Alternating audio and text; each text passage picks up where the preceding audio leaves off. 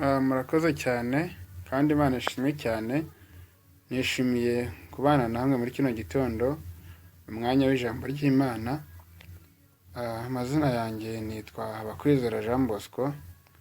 Imana yangiriye neza, Imana yarampamagaye kandi nagiye gushimira Imana yuko ikomeje kubana nanjye, ikomeje kunkomeza, ikomeje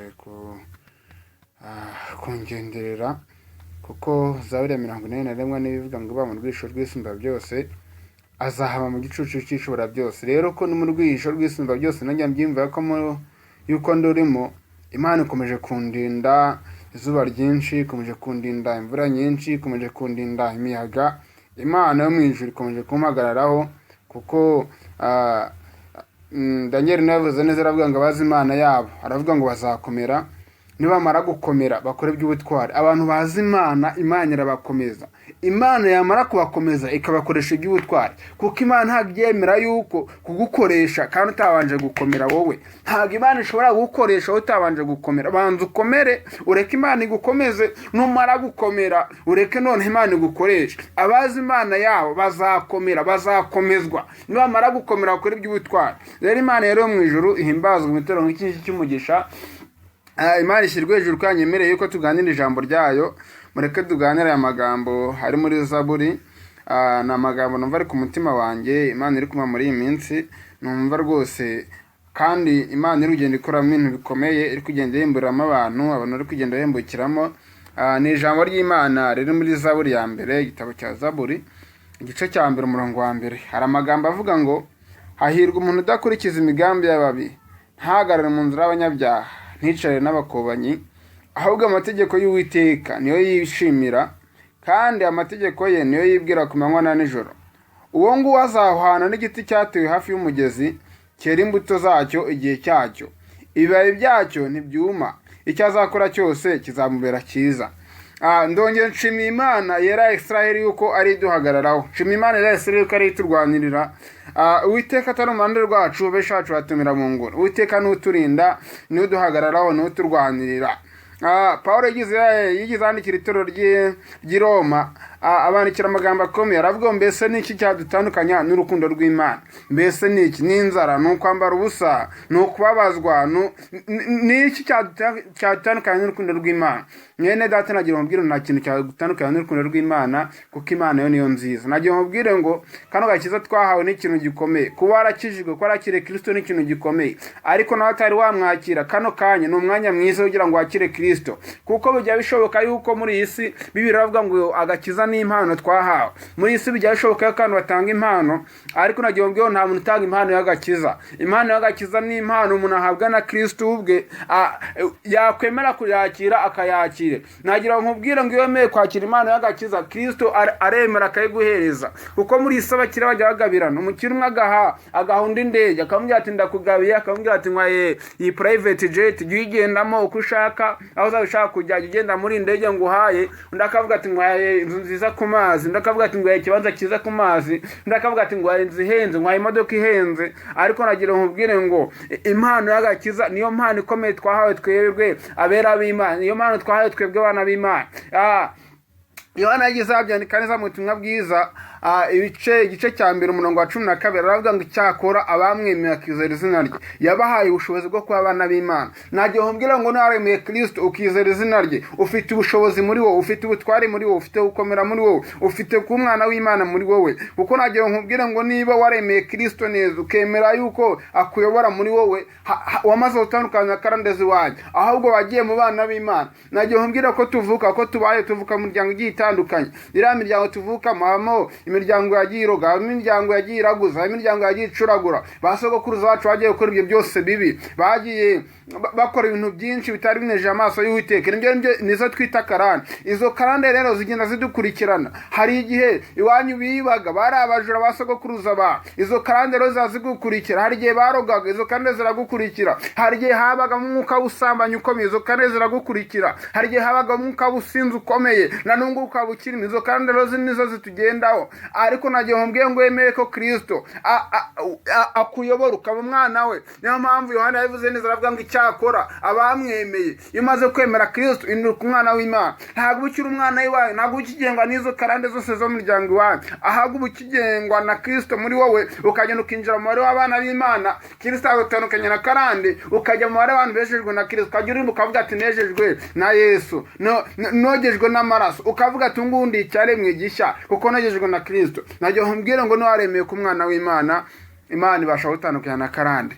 Kandi nagiye nkubwire ngo niba uri umwana w'Imana, iyo mpano wahawe ibyaza umusaruro, iyo mpano wahawe ikomereho. Reka twumve ikintu Bibiliya itubwira. Bibiliya iravuze ngo hahirwa umuntu, hahirwa umuntu. Hari umuntu uhirwa, uwo muntu uhirwa n'uwuhe? Niwe tugiye kureba. Bibiliya yatubwiye hahirwa umuntu ngo udakurikiza imigambi y'ababi, ntahagarare mu nzira y'abanyabyaha, ngo kandi hicaye n'abakobanyi. Uyu muntu njyewe cyangwa wowe, uyu muntu Bibiliya ivuze ni umuntu, ntago ari inyamaswa, ntago ari ihene, ntago ari intama, nta kindi kintu. Bibiliya iravuze ngo hahirwa umuntu, ni umuntu udakurikiza imigambi y'abantu. Umuntu udakurikiza imigambi, inama zawe ntuzigaragaremo, inama z'abagambanira ntuzigaragaremo, inama z'abifuza ibi ntuzigaragaremo. Mbese umuntu udakurikiza imigambi y'ababi, ntayishimire, akagendera kure ababi, uwo nguwo ngo arahirwa. Hanyuma icya kabiri iravuga ngo ntahagare mu nzira y'abanyabyaha, ntifuze kugendana n'abanyabyaha, ntifuze gukora icyaha, akavuga ko ndiho nzi ko ntwa n'Uwiteka, akavuga ngo ndamahoro. Bibiliya nayo iravuga ngo nawe ngarahirwa. Hanyuma gatatu kabiri haravuga ngo ahubwo amategeko y'Uwiteka niyo yishimira. Uwo nguwo wishimira amategeko y'Uwiteka, udakora ibyo byose, ntahagarare mu migambi y'ababi, nticaye n'abanyabyaha, ahubwo amategeko y'Uwiteka niyo yishimira. Mu mutima we haza amategeko y'Uwiteka. Mbere yuko ibyo byose abitekereza, ajya kwicara n'abanyabyaha, mbere yuko ajya guhagarara n'ababi, mu mutima amategeko y'Uwiteka akaba ariyo yishimira muri we. Biravuga ngo arahirwa. Aleluya! Ngo kandi amategeko y'Uwiteka niyo yibwira ku manywa na nijoro. Imana ishimwe cyane. Amategeko y'Uwiteka niyo yibwira ku manywa na nijoro. Uwo ngo yibwira amategeko y'Uwiteka ku manywa na nijoro. Bibiliya iravuze ngo narahirwa. Amategeko y'Uwiteka akakuba ku mutima, ukavuga ati nzi yuko iki n'icyo ari icyaha, ukavuga ati nzi neza yuko umukiranutsi ari Uwiteka akunda. Ukagenda urimba umuririmbyi ijana n'umunani uvuga ngo ndi umukristo, ngo nzahora ndiwe mu bintu byose kugeza kugupfa. Bibiliya iravuze ngo ngarahirwa, udakurikiza imigambi y'ababi, nticaye n'abakobanyi, ahubwo amategeko y'Uwiteka niyo yibwira ku manywa na nijoro. Bibiliya iratubwiye ngo umugisha uriho n'uwo. Uwo nguwo afite umugisha, ntabwo ari ibyo byo gusa, ntabwo ahirwa gusa, ahubwo hari umugisha afite. Uwo nguwo wibwira amategeko y'Uwiteka, ntifuze gukora icyaha, ntifuze kwicara n'abakobanyi. Bibiliya iravuze ngo uwo nguwo hari ikintu, hari umugisha muri we. Uwo nguwo azahwana n'iki? Reka twumve ijambo ry'Imana ukuntu rivuze. Bibiliya yatubwiye ngo uwo nguwo ukora ibyo ngibyo, uwo nguwo azahwana n'igiti cyatewe hafi y'umugezi, ngo cyera imbuto zacyo igihe cyacyo, ngo ibihe byacyo ntibyuma, icyo azakora cyose kizamubera cyiza. Haleluya, haleluya, haleluya. Nguwo nguwo rezarada, nguwo nguwo turagushimiye mwa. Nguwo nguwo azahwana n'igiti cyatewe hafi y'umugezi. Uwo nguwo azahwana n'igiti cyatewe hafi y'umugezi. Nagira ngo igiti kiri hafi y'umugezi ntawe gishobora kuma, naho izuba ryava ari ryinshi, naho umuyaga waza ari mwinshi, kiranakomera kubera ko kiba cyabonye amazi. Kiranakomera, gikura vuba, gitoha vuba, kigira ibibaye bikomeye. Buriya naho umuyaga waza kiba gikomeye, kuko cyarabonye intungamubiri nyinshi, ko cyashoreye imizi mu mazi. Uwo nguwo azahwana n'igiti cyatewe hafi y'amazi. Icyo giti kiri hafi y'amazi ngo cyera imbuto zacyo igihe cyacyo, ibihe byacyo ntibyuma, icyo azakora cyose kizamubera cyiza. Nagira ngo mbwira ngo igiti kiri hafi y'amazi, igiti giteye mu mazi, nibyo nakubwiraga mwene data. Icya mbere ntabwo umuyaga ushobora kugihuha ngo kigende, kubera ko kiba gikomeye, cyaba cyarabonye intungamubiri zose. Icya kabiri, naho hava izuba ryinshi, naho haba naho umuriro wacana, nagira nkubwire ngo icyo giti ntabwo kibasha kuma, ntabwo bishoboka, ntabwo kibasha kuma. Icyo giti kiba gikomeye, kiba gifite ubudahangarwa. Kiba gifite ubudahangarwa muri cyo, kuko kiba cyaranyweye amazi, kandi ubwo ngo kiba kiri muri ayo mazi. hanyuma ikindi cya gatatu, icyo giti kigira amababi itonome, kandi icyo giti cyera imbuto igihe cyacyo, cyera imbuto igihe gikwiriye, igihe gikwiriye ko cyera kirera, kandi cyera imbuto nziza. Icyo giti kiri hafi y'amazi. Nagira ngo nkubwire ngo ore darayi sinemene darayi onebone tando yasika nemone yesinemene ene tando yasika. Wari kumva rino jambo ry'Imana. Imana yarahise ishaka yuko amashami yawe muri Kristo Yesu, amababi yawe muri Kristo Yesu, igiti cyawe cya muri Kristo Yesu, imizi yawe muri Kristo Yesu by'umwihariko. Nubwo iriya mizi ibiri mu mazi, ariko igiti nacyo kiba ari nkaho gishingiye ku mizi, kiba kiri mu mazi, amababi aba ari nkaho ashingiye ku mizi, niyo aba ari mu mazi. Nagira nkubwire ngo niba imizi yacu iri muri Kristo Yesu, Yesu Kristo niwe mazi tuvuga, niwe jambo ry'Imana rivuze, niwe mazi yacu, niwe dushingwamo tugatoha, naho amapfa yatera. Niba uri muri Kristo Yesu, naho amapfa yatera, naho ibibazo byaza, naho izuba ryava, naho umuyaga waba mwinshi, nagira nkubwire ngo urakomeye, nagira nkubwire ngo urashinganye, nagira nkubwire ngo uri umunyembaraga, inida rastine menedra, nagira nkubwire ngo humura, komera kuko Uwiteka ari mu ruhande rwawe. Nagira nkubwire ngo wigire ubwoba, kandi nagira nkubwire ngo shikama kuko Uwiteka kubereye maso mwene data. Witinya buri igiti amashami yacyo aramutse abaye hejuru ku butaka, igiti cyakuma.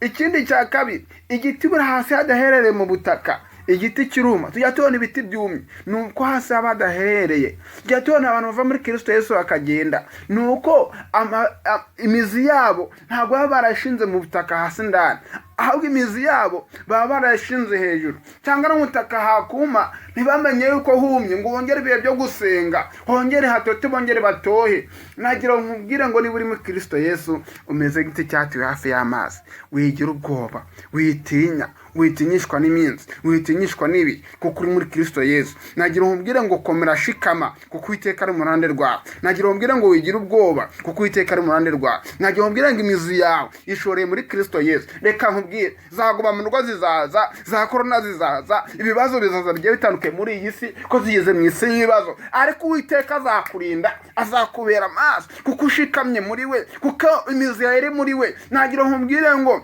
Zaburi ya 125 nivuga ngo abiringiye Uwiteka bameze umusozi wa Siyoni utabashika kunyeganyezwa, kandi nkuko imisozi gose Yerusalemu ngo ni ku Uwiteka gota abantu be. Nagira nkubwire uri muri Kristo Yesu, n'imizi yawe iri muri Kristo Yesu, n'imizi yawe ikomeye. Kandi enedra Yeremiya yizandika ijambo rimwe, aravuga ngo Uwiteka avuga amagambo akomeye, aravuga ngo ibyo nibwira nzabagirira ngo si bibi ahubwo ni byiza. Abo ni abari muri Kristo Yesu, kandi biriravuga ngo umuntu wese uri muri Kristo Yesu nta teka azacirwaho. Nagira ngo ni wizeye Kristo, umwizeye wenyine, nta bindi umubangikanya, nta n'undi ubifatanya. Hari ubutabazi buri kuri wowe, hari umugisha uri kuri wowe, hari uburinzi buri kuri wowe. Uzera imbuto zawe igihe cyo kwera, kandi uzakomera, kandi uzakomezwa. Uwiteka azagendana nawe, Uwiteka azabana nawe. Igitero bwaca nijoro ntabwo kizagutinyisha kuko uri kumwe n'Uwiteka. Kandi umwanditsi azarongera arandika, aravuga ngo aherwa afite umutima yabo inzira z'Isiyoni, kuko niyo bageze mu gikombe cyitwa Baka. Aravuga ngo aho ngaho bahindura ahantu h'amasoko.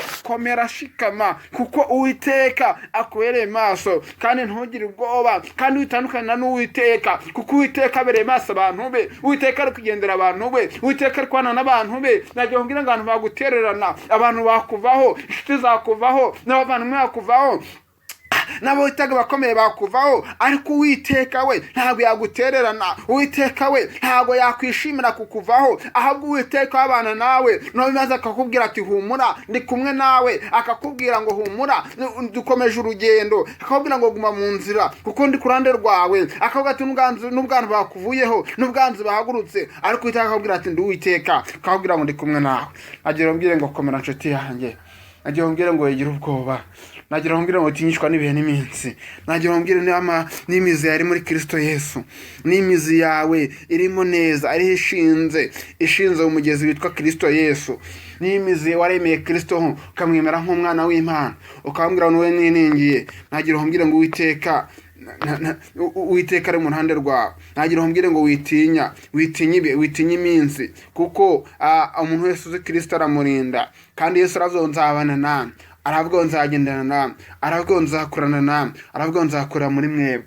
kandi ijambo rivuga ngo Yesaya arahana aravuga ukuboko k'Uwiteka ntabwo kwaheze kunanirwe gukora, ngo kandi ugutwi kwe ntabwo kwapfuye kunanirwe kumva. rero nagira ngo mbwire ngo komera, nagira ngo mbwire ngo shikama, kuko Uwiteka ari uruhande rwawe.